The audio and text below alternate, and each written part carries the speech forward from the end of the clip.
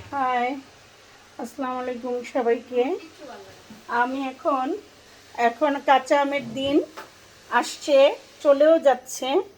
তো এর মধ্যে একটু কাঁচা আমের জুস খাবো, শরবত বানাবো। দেখেন, প্রথমে কাঁচা আমগুলিকে এই যে সেদ্ধ করে নিচ্ছি চুলায়। প্রথমে সেদ্ধ করে নিচ্ছি, সেদ্ধ করে তারপর এগুলো যখন নরম হয়ে যাবে আমগুলো, তখন এগুলো দিয়ে শরবতটা তৈরি করব। তো আপাতত সেদ্ধ হোক, ততক্ষণ পর্যন্ত আমরা অপেক্ষা করি। এই তো আমগুলো সেদ্ধ হয়ে নরম হয়ে গেছে। এখন আমগুলো আমি নামিয়ে নেব।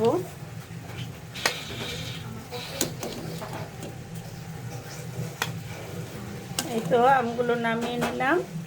এরপর আমগুলিকে আমি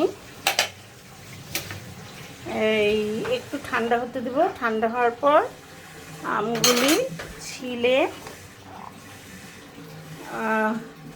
আমের ভিতরের যে মাংসগুলো ওগুলো নিব, নিয়ে তারপর এগুলো কিভাবে শরবতটা করি দেখেন।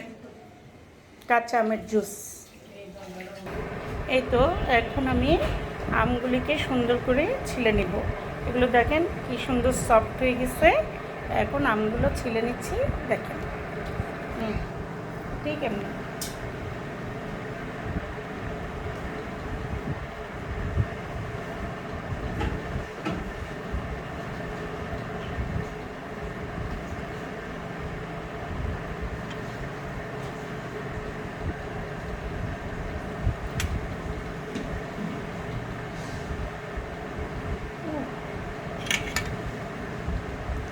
প্রচণ্ড গরম।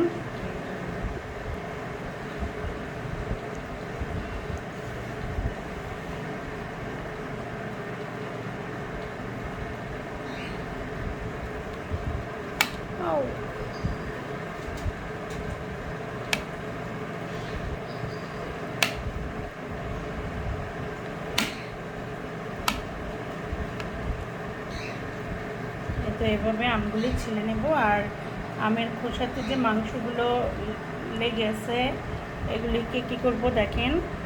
এগুলোকে চামচ দিয়ে এভাবে করে করে নিয়ে নেব। এগুলো ফেলে দেওয়া যাবে না, কারণ অনেক পরিমাণ আমের অংশ এর মধ্যে আছে।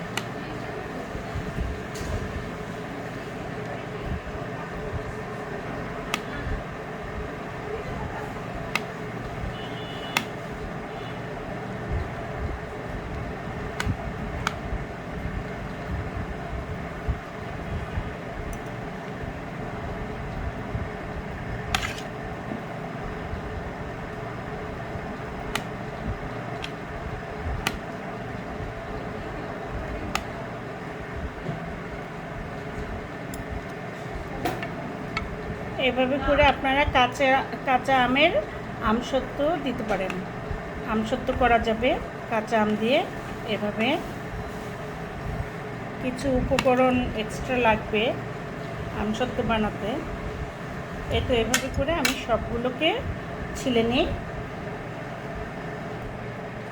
এই তো আমার আমগুলো সব ছিলা হয়ে গেছে, দেখেন। এই যে এখন এগুলোকে চিপে চিপে আমি সবগুলো এভাবে চিপে নিব।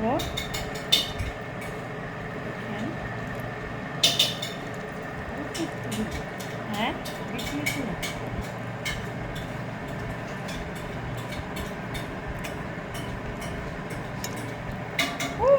গরম। এটা একটু কম ঠান্ডা হয়েছে।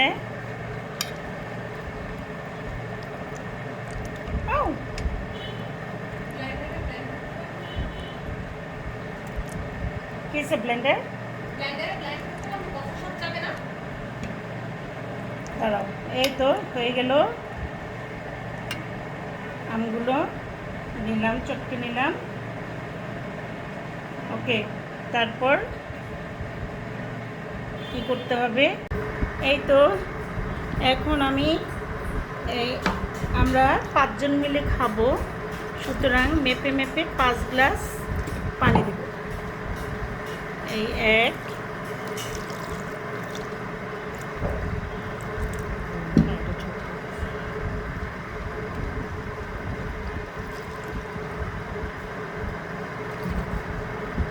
2, ওকে, আরও পরে মেশাবো পানি। এখন আরও কিছু লাগবে, সেটা হচ্ছে একটা কাঁচামরিচ, একটু বিট লবণ, একটু চিনি। আমি দেখাচ্ছি।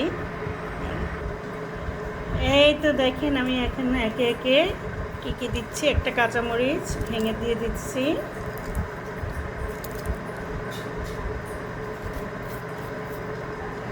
একটু বিট লবণ দিব,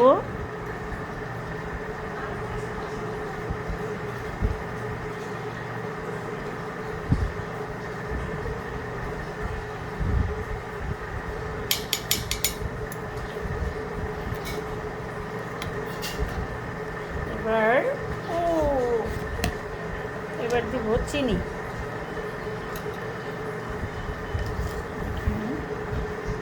1, 2, 3, 4, 5। যেহেতু 5 গ্লাস, তাই টিস্পুনে 5 চামচ চিনি দিলাম।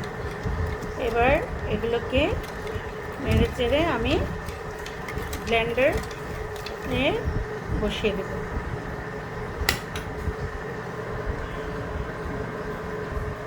দিয়ে দিলাম একটু জিরার গুঁড়া, এতে করে কি হবে, একটু বোরহানির টেস্ট আসবে। তো এখন আমরা যাব এটা ব্লেন্ড করতে। দেখেন, এই তো এখন আমরা ব্লেন্ড করে নিব।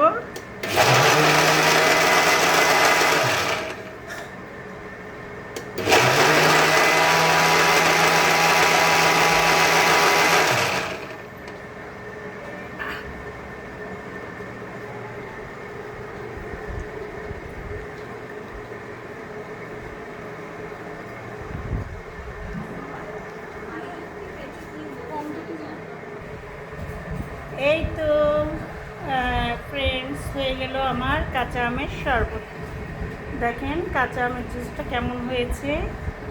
এখানে কি কি দিয়েছি, এখানে দিয়েছি আম, কাঁচা আমটা সেদ্ধ করে ওইটা চটকে নিয়ে খোসাটা ছাড়িয়ে ওই আমের মাংস অংশটা দিলাম, আর বড়াটার খোসাগুলো ফেলে দিয়েছি। এরপর দিলাম পানি পরিমাণ মতো, যে যার যতটুকু বানানোর ইচ্ছা। তারপর দিলাম কাঁচামরিচ, তারপর বিট লবণ, নর্মাল লবণ এবং চিনি দিয়ে এটাকে ব্লেন্ড করে নিলাম, আর হয়ে গেল আমার আমের জুস। কেমন হলো সবাই অবশ্যই আমাকে লাইক, কমেন্টস ও শেয়ারের মাধ্যমে জানাবেন, এবং সবাই আমার পাশে থাকবেন। এরকম নতুন নতুন রেসিপি যেন আপনাদের জন্য আমি নিয়ে আসতে পারি। উৎসাহ পেলে অবশ্যই করব, নতুন নতুন আইটেম তৈরি করব। ঠিক আছে, আজকের জন্য আল্লাহ হাফেজ, সবাই ভালো থাকবেন।